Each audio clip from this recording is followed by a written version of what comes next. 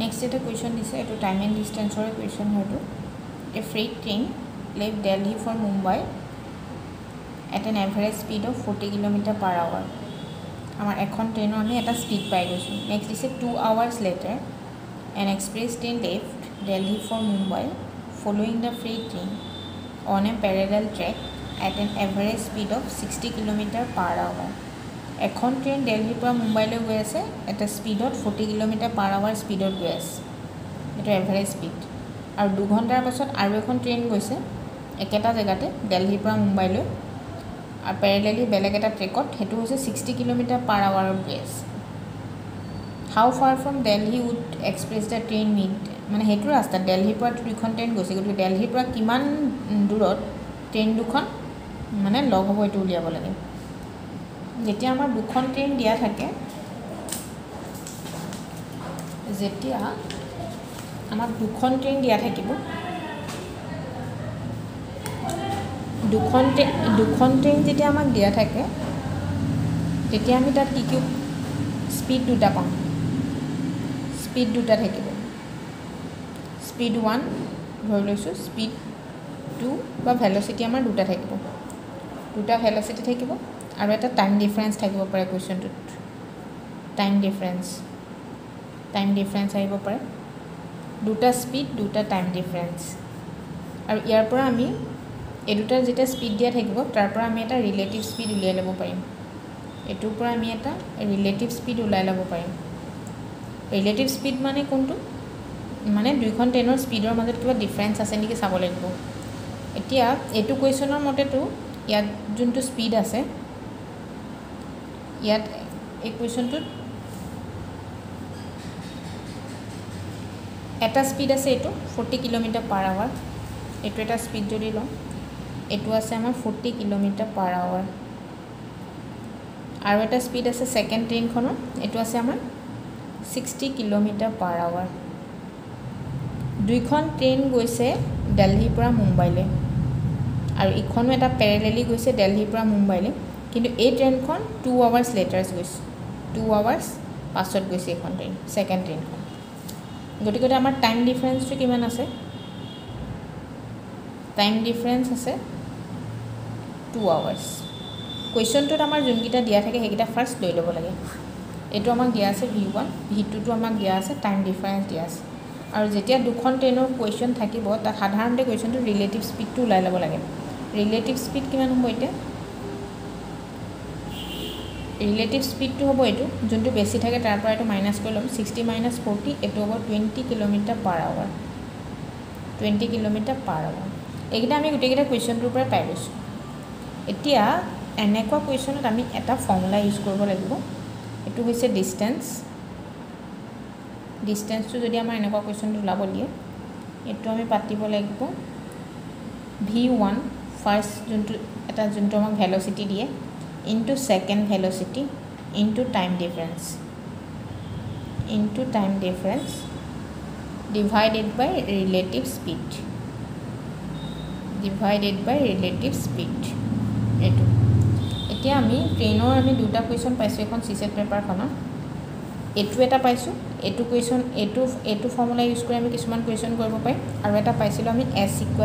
v * t s = v এটো একে s = v * t এ হৈছে কিন্তু ইয়াত দুখন ট্ৰেইন আইছে কাৰণে আমি ৰিলেটিভ স্পীডটো ডিফাৰেন্স মানে ডিভাইড কৰিব লাগিছে এটো একেটাই s =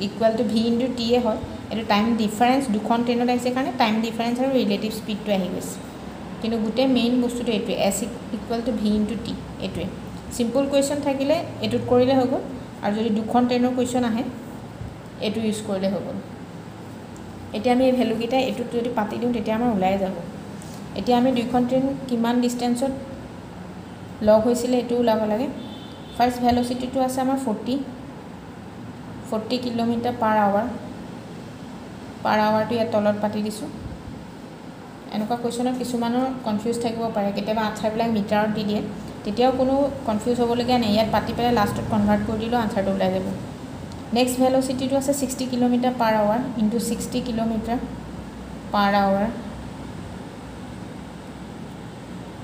into time difference to আছে আমাৰ 2 hours টাইম ডিফাৰেঞ্চটো আছে আমাৰ 2 আৱাৰ্ছ আৰু ৰিলেটিভ স্পীডটো আমাৰ দুইটা স্পীড আমি মাইনাছ কৰিছোঁ 60 minus 40 that means relative speed 20 kilometre per hour এইটো এতিয়া যদি আমি ইউনিটকেইটা কাটি দিওঁ তেতিয়া ওলাই যাব এইটো এটা ওপৰটো এইটো কাট খাই গৈছে এইটো তলত আছে এইটো কাটি যাব আৰু এটা কিলোমিটাৰ কাটি লাষ্টত একচুৱেলি ডিষ্টেঞ্চটো কিলোমিটাৰ থাকি যাব এইটোৱেই এটা সিম্পল এইটো ক্যালকুলেশনটো এইটো কৰি দিলে আনসাৰবিলাক ওলাই যাব এতিয়া যদি কাটি দেখাও এইটো 0 কাটি দিলো এইটো 0 এইটো 2 কাটি দিছো এইটো নেক্সট কিলোমিটাৰটো থাকি গ'ল এইটো যোনটো থাকি থাকে এইটো মাল্টিপ্লিকেশন কৰি দিলে হ'ল 40 * 6 কিলোমিটাৰ 40 * 6 কিলোমিটাৰ এইটো 40 * 6 কিলোমিটাৰ 6 4 গ'ল 24 to 40 কিলোমিটাৰ এইটোৱে আনসাৰটো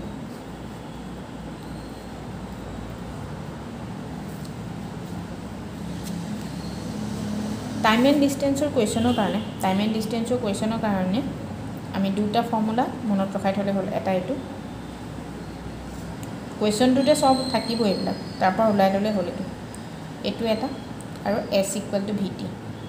ইয়াত আমি মানকেইটা বহাই দিলে যেটো দিয়া নাথাকিব হেতুৱে উলিয়াবলৈ দিব গতিকে কেতিয়াবা ৰিলেটিভ স্পীডটো দিয়া নাথাকে কিন্তু কুৱেশ্যনটোৰ পৰা ৰিলেটিভ স্পীডটো ওলাই যাব গতিকে এই দুটা মনত থাকিলে টাইম এণ্ড স্পীডৰ কুৱেশ্যন কৰিব পৰা হ'ব নেক্সট আৰু এটা কুৱেশ্যন এইটো প্ৰিভিয়াছ ইয়েৰত আহিছে এইটো প্ৰিভিয়াছ ইয়েৰত অহা কুৱেশ্যন এইটো চি সেটৰ পেপাৰ ইয়াত দিছে কি এ ট্ৰেইন 200 মিটাৰ লং ইয়াত আমি এটা ডিষ্টেঞ্চ পাই গৈছোঁ ট্ৰেইনখনৰ এটা ডিষ্টেঞ্চ পাই গৈছোঁ running at 36 kilometre per hour এটা ভেলোচিটি বা স্পীড পাই গৈছোঁ টেক্স 55 সেকেন্ডছ এটা টাইম পাই গৈছোঁ টু ক্ৰছ এ ব্ৰিজ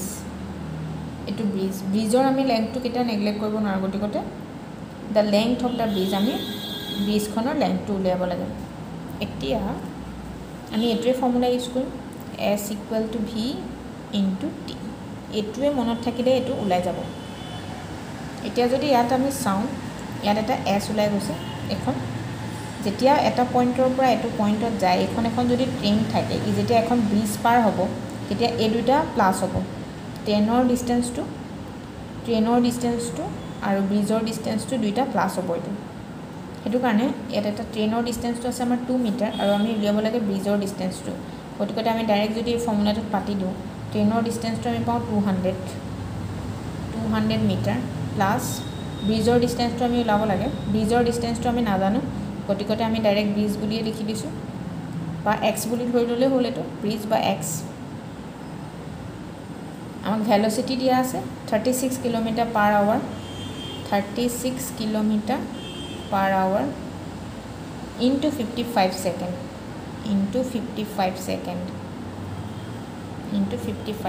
ইয়াৰ আনসাৰবিলাক আমাৰ মিটাৰত আছে গতিকে আমি এইটো নেক্সট মিটাৰলৈ নিব লাগিব এইটো মিটাৰত আছে গতিকে আমি চেঞ্জ কৰিব নালাগে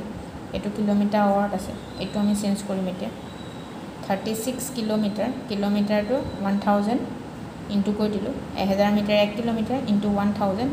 মিটাৰ এইটো আমাৰ ঘণ্টাত আছে এইটো আমি যদি সেকেন্ডত লৈ যাওঁ 60 মিনিট আকৌ তাক 60 কৰি দিলে এইটো সেকেন্ডত গুচি যাব 60 second into 55 second second cancel গুচি গ'ল বাকি এইটো সিম্পল আমি সলভ কৰিলে হৈ গ'ল 0 কাটি দিলোঁ 0 এইটো 0 গুচি গ'ল 6 গুণ 36 এইটো 36 থাকি গ'ল এইটো ওপৰত ফলে থাকি গ'ল কিমান 10 * 55 মিটাৰ 10 * 55 মিটাৰ এতিয়া আমাক ওলাব লাগে ব্ৰিজৰ ডিষ্টেঞ্চটো গতিকে দিছ ইমপ্লাইজ ব্ৰিজৰ ডিষ্টেঞ্চটো যদি আমাৰ x হয়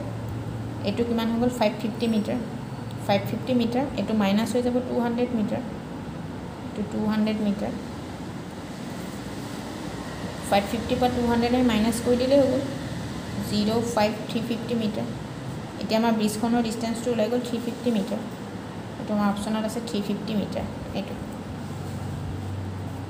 মেইন এইটোৱে হয় s = vt এইটো মনত ৰখাই পেলাই টাইম এণ্ড ডিষ্টেঞ্চৰ কুৱেশ্যনখিনি কৰিলে হ'ব কিলোমিটাৰ পাৰ আৱাৰ য'ত বা থাকে বা মিটাৰ পাৰ ছেকেণ্ড এইটো কেতিয়াবা চেঞ্জ কৰিবলগীয়া হ'লে এইটো কিলোমিটাৰ পাৰ আৱাৰ তাৰমানে 1 কিলোমিটাৰ পাৰ আৱাৰ এটুক যদি আমি মিটাৰ পাৰ ছেকেণ্ডলৈ লিখোঁ 1000 মিটাৰ, এইটো হ'ব 60 × 60 ছেকেণ্ড। চিম্পল এইটোৱেই, এইটো কাটি দিলোঁ, এইটো 0, এইটো কাটি দিলোঁ, এইটো কাটি দিলোঁ, 2 কাটি দিলোঁ 3, 2 কাটি দিলোঁ 5, আৰু ইয়াত কটাকটি নহ'ব, সেইকাৰণে আহি যাব 5/18 metre per second. 5/18 metre per second এইটোৱে কিলোমিটাৰৰ পৰা এইটো metre per second. 1 kilometre per আৱাৰৰ পৰা মিটাৰ পাৰ ছেকেণ্ডলৈ নিলে এইটো 5/18 মিটাৰ পাৰ ছেকেণ্ড। 5/18 ইনটু কৰি দিলে এইটো মিটাৰ পাৰ ছেকেণ্ডলৈ গুচি যাব। আৰু ইয়াৰ উল্টাটো মিটাৰ পাৰ ছেকেণ্ডৰ পৰা কিলোমিটাৰ পাৰ আৱাৰলৈ এইটোৱে, এইফালে গ'লে এইটো 18 হৈ যাব, 18/5 হৈ যাব।